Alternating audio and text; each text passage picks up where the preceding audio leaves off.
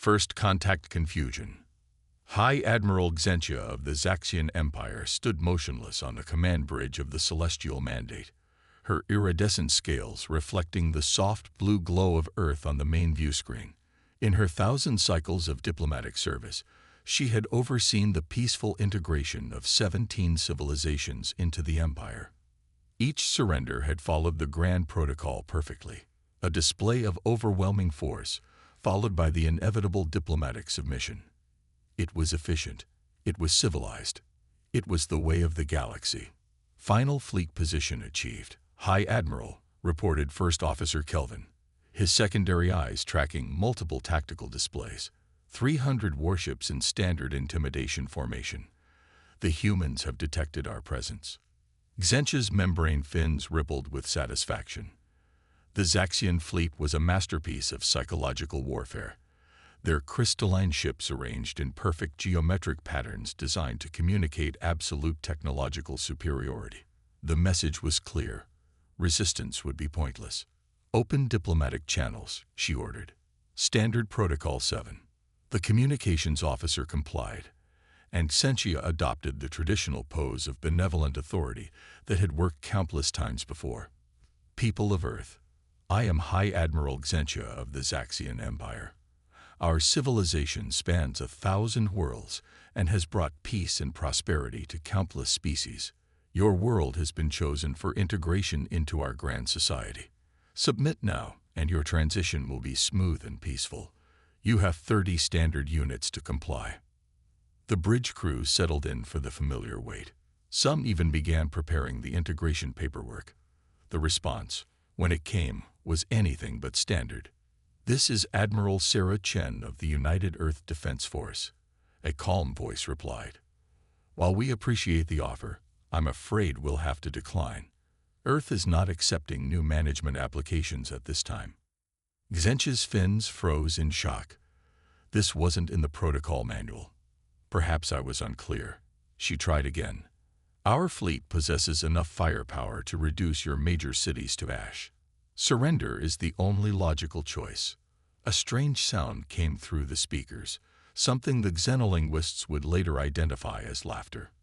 With all due respect, High Admiral, Chen responded, humanity has a rather different definition of logical when it comes to facing threats. Allow me to demonstrate. Before Xentia could respond, the tactical displays erupted in chaos. Hundreds of small ships emerged from Earth's orbital shadow, but they weren't fleeing as the protocol predicted. They were attacking. Impossible. Kelvin shouted as the first wave of human vessels weaved through the perfectly arranged Zaxian formation, destroying the careful symmetry that had intimidated so many species before. Their ships are practically primitive. They can't possibly hope to. His words cut off as a human vessel, already heavily damaged, deliberately rammed one of their crystalline cruisers. The resulting explosion created a cascade of fractures through the larger ship's structure, something that should have been mathematically impossible given the technological gap. High Admiral, the tactical officer reported, his voice shaking. They're not following any known combat protocols. They're making it up as they go along.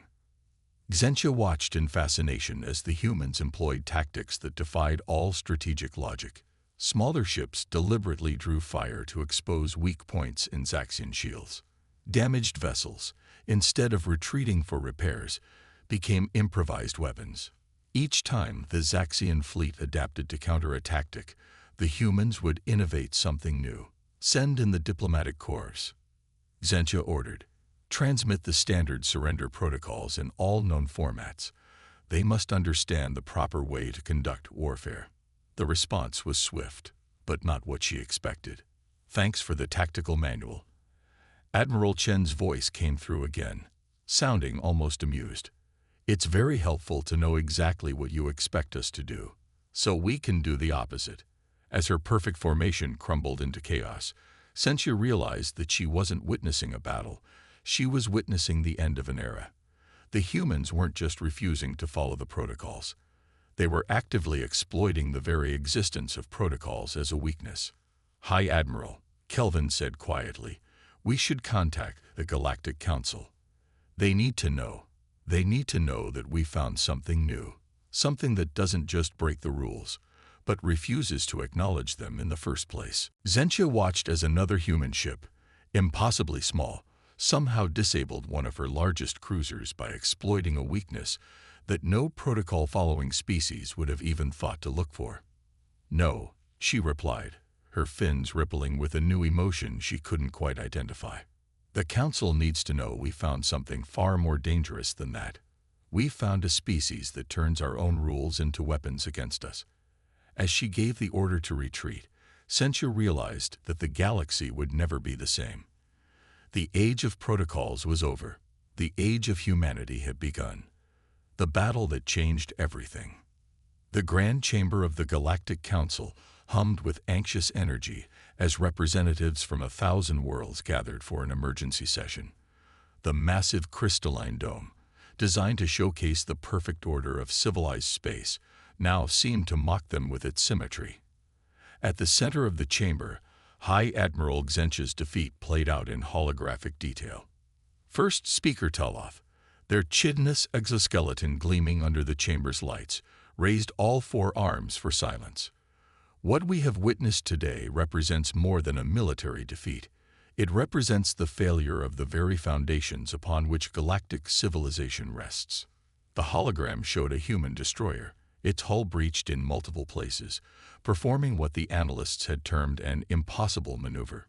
Instead of surrendering when its main weapons were disabled, the crew had vented their atmosphere in precise bursts, using the escaping air as improvised thrusters to aim their dying ship directly at a Zaxian command center. "They are not merely ignorant of protocol," Zentia explained, her fins rippling with residual shock. "They actively reject it. When we transmitted our standard combat procedures, thinking they simply didn't know better, they used that information against us. They looked at our perfectly arranged formations and saw not intimidation, but predictability." The chamber erupted in murmurs of disbelief. A representative from the Silicon consciousness raised their crystalline form. "Perhaps this is simply a result of their technological inferiority. They resort to such tactics because they have no other choice." Admiral Chen's voice echoed through the chamber as another recording played. "You know what your biggest weakness is." She was addressing a Zaxian captain during the heat of battle. "You fight by the book. Unfortunately for you, we've read thousands of books on warfare, and we've learned that the best strategy is often to throw the book away entirely." Teloth's antennae twitched in agitation. "Their technological level is irrelevant. They have demonstrated an ability to identify and exploit weaknesses that we, in our adherence to protocol, never even considered weaknesses. Observe." The hologram shifted to show a fleet of small human vessels deliberately flying into the blind spots of Zaxian targeting systems, blind spots that existed because no protocol-following species would ever consider such a tactically unsound position. The humans had turned the very assumptions of civilized warfare into vulnerabilities. "We have reports from the battlefield." A military analyst spoke up, their tentacles coiling nervously. "The humans appear to become more creative under pressure, not less. When we damaged their ships, they turned the debris into weapons. When we jammed their communications, each ship began acting independently, making their movements impossible to predict. They treated our protocols not as rules to be followed, but as puzzles to be solved." The chamber fell silent as a new recording played, a human captain's message to a Zaxian cruiser that had demanded his surrender. "You know what humanity's greatest achievement is. It's not our technology or our weapons. It's the fact that for thousands of years, every empire that's tried to conquer us has said, 'Surrender or die.' And we've consistently responded with 'How about neither?'" First Speaker Teloth's mandibles clicked in contemplation. "We face a species that has evolved in a fundamentally different way from the rest of us. While we developed protocols to prevent conflict, they developed endless ways to prevail in conflict. They don't merely fight. They improvise, adapt, and overcome." The hologram showed the final moments of the battle. Human ships, outgunned and outnumbered, launching what they called a coordinated chaos attack. Each vessel acted independently yet somehow in concert, creating patterns that broke every rule of fleet dynamics. The Zaxian formation, designed over centuries to be mathematically perfect, shattered against this unprecedented assault. "We must adapt," Xentia declared, her fins now rippling with something approaching admiration. "The humans have shown us that our greatest strength, our adherence to protocol, can become our greatest weakness when faced with an enemy who refuses to play by our rules." As silence fell over the chamber as the implications sank in. For millennia, the galaxy had operated on the assumption that civilization meant following established protocols. The humans had not just challenged this assumption, they had turned it on its head. "There is one other thing," the military analyst added hesitantly. "We've been monitoring their communications networks. They're already sharing and analyzing everything they learned about our tactics. They're not just adapting to us. They're actively studying how to exploit our reliance on protocol. And they seem to be enjoying it." The Grand Chamber, designed to embody the perfect order of the galaxy, now felt like a symbol of stagnation. Outside its crystalline walls, a species that celebrated chaos and innovation was preparing for the next encounter. The age of protocols was ending not with surrender, but with humanity's defiant laughter echoing through the stars. Learning from the impossible. The Galactic Archives, a vast complex of crystalline towers stretching into the upper atmosphere of Capital World, had never seen such frantic activity. Researchers from across the galaxy crowded its halls, all focused on understanding a single species that had shattered their fundamental assumptions about civilization itself. Senior researcher Zara Vex, her cybernetic enhancements humming with constant data processing, stood before a wall of holographic displays showing scenes from Earth's history. Her team had been tasked with understanding how humans had developed their inexplicable approach to warfare and conflict. "Look at this." She gestured to a scene from ancient Earth, a small force of Greek warriors at Thermopylae.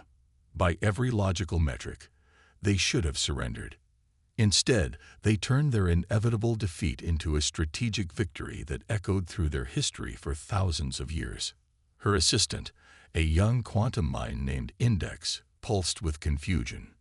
"But they died. How can defeat be victory?" "That's exactly what we need to understand," Zara Vex replied, her cybernetic eyes scanning through thousands of similar examples. "Humans don't just refuse to surrender. They've turned the very act of resistance into a weapon more powerful than any ship or gun." The displays showed scene after scene from human history, desperate last stands that inspired entire nations, outnumbered forces developing innovative tactics, defeated armies rising again with new strategies. But it was their entertainment that truly shocked the researchers. "They tell stories about it," Index observed, its quantum field flickering with surprise. "Not just historical records, they create fictional accounts of resisting impossible odds. They imagine scenarios specifically to explore how they might overcome them." Zara Vex nodded, bringing up examples of human entertainment. "Look at these movies and video games. They spend their leisure time simulating scenarios where they face overwhelming forces. They're not just preparing for resistance, they're celebrating it, romanticizing it, turning it into an art form." A new researcher rushed into the room, their tentacles writhing with excitement. "You need to see this. We'd found something in their educational systems." The display shifted to show human schools, military academies, and training programs.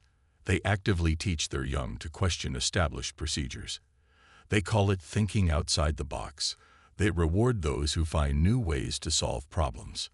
The implications stunned the research team into silence. While the rest of the galaxy had spent millennia perfecting protocols and procedures, humans had been cultivating unpredictability as a cultural virtue. "There's more," Index added, projecting data from its quantum core. "Their military history shows a pattern. Every time they encounter a superior force with established tactics, they don't try to match that superiority. They develop counters that make that superiority irrelevant." The displays showed human warfare evolving. Guerrilla tactics against formal armies, submarines changing naval warfare, aircraft carriers making traditional fleets obsolete. Each time they faced a seemingly unbeatable advantage, they found ways to change the rules of engagement entirely. It's not just their military, another researcher added. Look at their civilian response to disasters. The screens filled with images of humans facing natural catastrophes, cities rebuilding after earthquakes, communities organizing during floods, individuals risking their lives to save strangers. They turned survival itself into an art form. Zaravek's muse, her cybernetic implants struggling to process the implications. Every other species in the galaxy evolved to avoid extinction by developing protocols to prevent conflict. Humans evolved to survive extinction by becoming impossible to defeat completely. The research team watched as their computers compiled more data on human adaptability.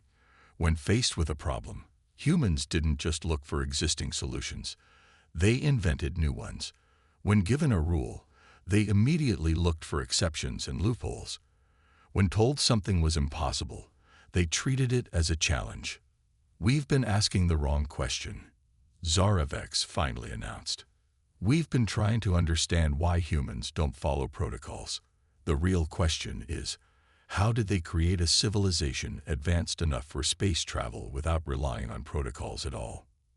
Index's quantum field pulsed with a new pattern, what his species used for laughter. Perhaps that's exactly how they did it. Their chaos isn't a bug in their system. It's the operating principle. They advance precisely because they refuse to accept any method as final or absolute. As if to prove their point, new data streamed in from the front lines. The humans had already reverse-engineered several pieces of captured Zaxian technology. But instead of using it as designed, they were modifying it in ways the original engineers had never imagined possible. "Send word to the Council," Zaravek ordered. "The humans aren't just a military threat. They represent something far more dangerous, a fundamental challenge to every assumption our civilization is built upon.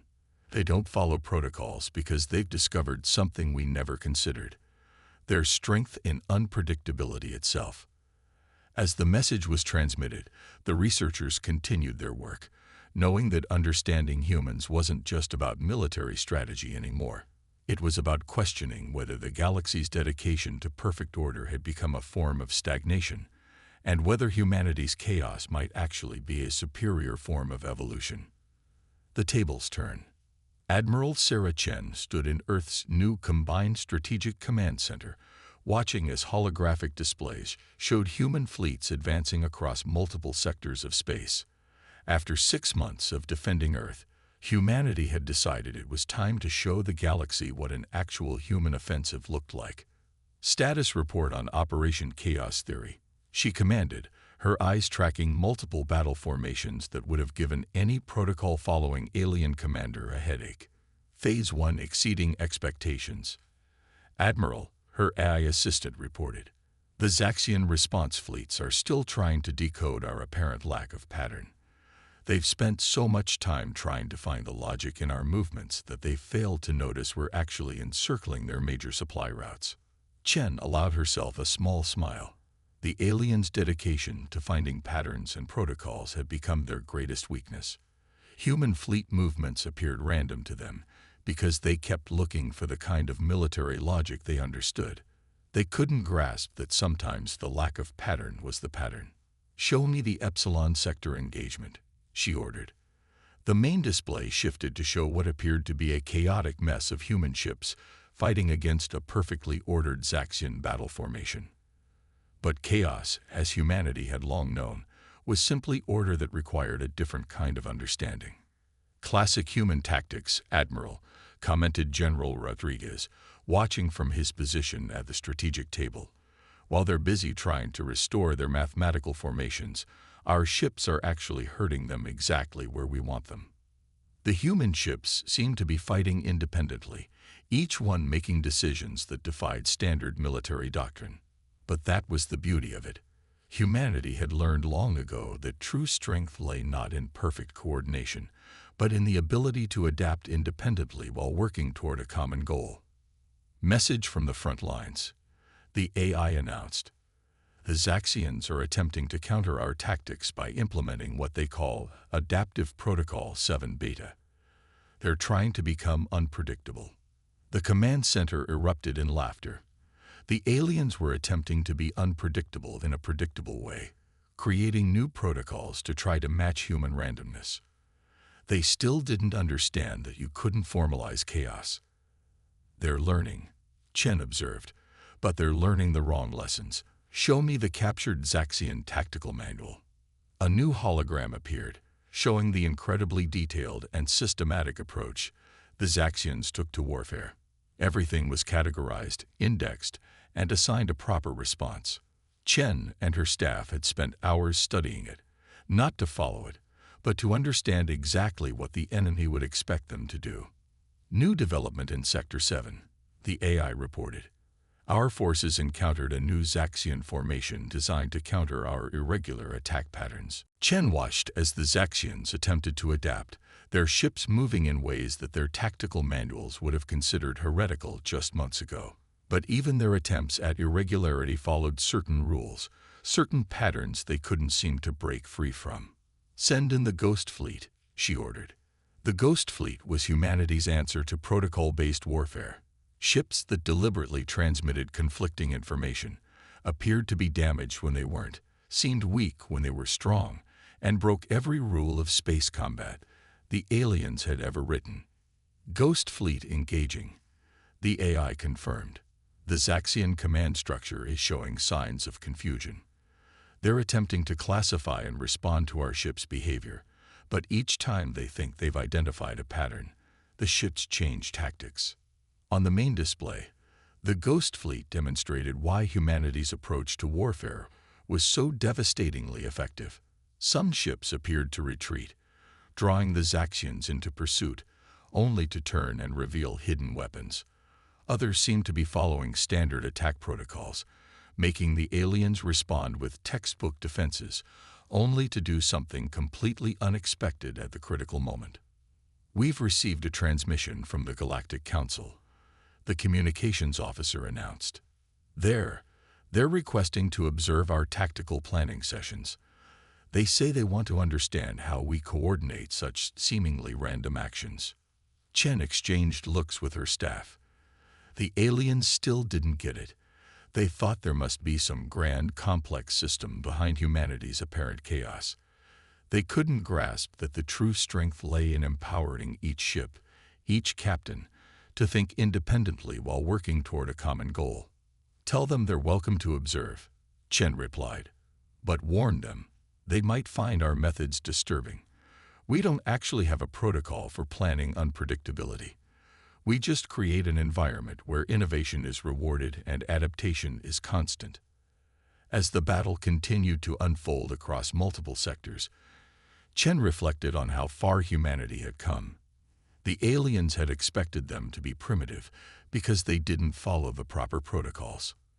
Instead, humanity had shown them that true advancement lay not in perfecting old methods, but in constantly discovering new ones.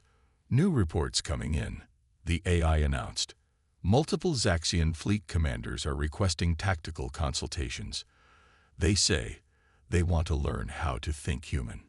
Chen smiled. The tables hadn't just turned. They had been flipped entirely. The species that had once demanded humanity's surrender were now asking to learn from them. Not because humans had better technology or stronger ships, but because they had something far more powerful, the ability to imagine possibilities that no protocol could predict. A new protocol. The Great Crystal Dome of the Galactic Council chamber had been redesigned. Where once it displayed perfect geometric patterns representing the order of civilized space, it now showed an ever-shifting array of possibilities, a reminder of the lesson humanity had taught them all. First Speaker Tiloff stood before the assembled representatives of 1,000 worlds, their chitinous exoskeleton reflecting the dynamic patterns above. Beside them stood Admiral Sarah Chen, the first human to address the full council not as an adversary, but as a teacher. For 10,000 years, Tiloff began, their translator conveying the gravity in their harmonics, We believed civilization meant following protocols. We created rules for everything: warfare, diplomacy, trade, even surrender. We thought this made us advanced. Humans showed us it made us predictable. The holographic displays showed scenes from the past year. Human fleets dancing through supposedly impenetrable formations, small ships accomplishing impossible victories, and most importantly, alien crews beginning to learn from them. When we first encountered humanity, Chen added, you saw our refusal to follow protocols as a sign of primitiveness. Now you understand it was actually a sign of advancement. Where you sought to perfect existing solutions, we constantly sought new ones. As Zaxian commander rose, their fins rippling with what humans had learned was excitement rather than anxiety. We've been implementing human training methods in our fleet, they announced. Instead of drilling our crews in protocols, we now present them with problems that have no standard solutions. The results have been extraordinary. The displays shifted to show Zaxian ships performing maneuvers that would have been considered heretical just a year ago. They weren't simply copying human tactics, they were developing their own innovations, breaking free from millennia of rigid thinking.